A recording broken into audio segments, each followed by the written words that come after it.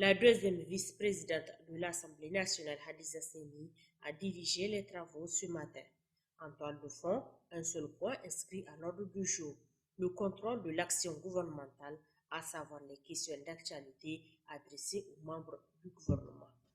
Il s'agit de la prise en charge de la mendicité au Niger, compte tenu du changement climatique et la protection des enfants mendiants.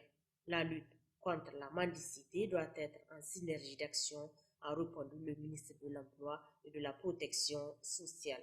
Cette question, ne relevant pas uniquement de notre département ministériel, nécessite une certaine synergie dans l'action.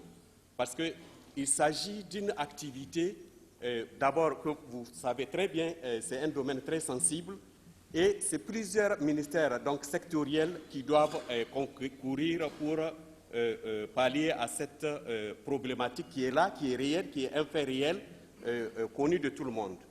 Mais tout de suite, par rapport à l'emploi, ce que je peux vous dire par rapport à ces secteurs-là, parce que c'est surtout les gens qui n'ont aucune occupation qui sont concernés par la mendicité.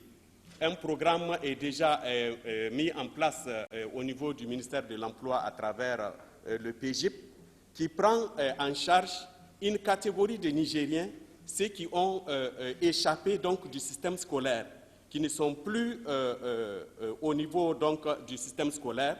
Donc il y a un programme que le gouvernement a initié depuis 3 ans aujourd'hui. Il est fonctionnel précisément depuis 2018 et il coûte à l'État nigérien une bagatelle de 15 milliards. Qu'est-ce qu'il fait ce projet? Ce projet, il prend en charge tous ceux qui ont perdu, donc ont été perdus par la scolarité, le système scolaire, à travers la prise en charge directe au niveau de leur localité.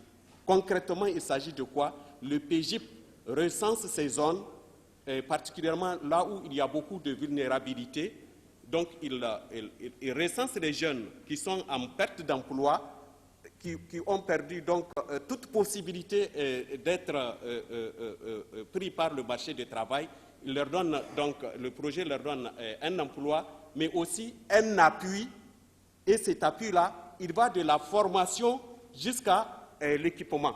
La seconde est relative aux incendies récemment enregistrés au niveau des établissements scolaires ayant occasionné le décès des élèves du primaire et qui a endeuillé tout le pays. Une question à laquelle le ministre de l'Éducation nationale a répondu. Je pense qu'on peut le préciser que le président de la République tient personnellement à ce programme-là et à sa réussite.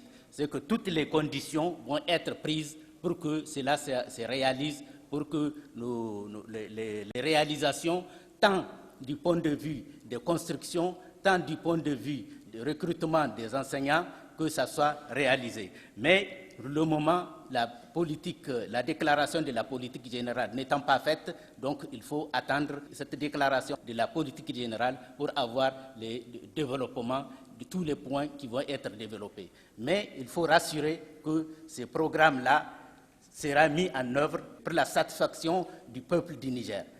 Les travaux à l'Assemblée nationale reprendront le mercredi 26 mai 2021 avec à l'ordre du jour la présentation de la déclaration de la politique générale du gouvernement.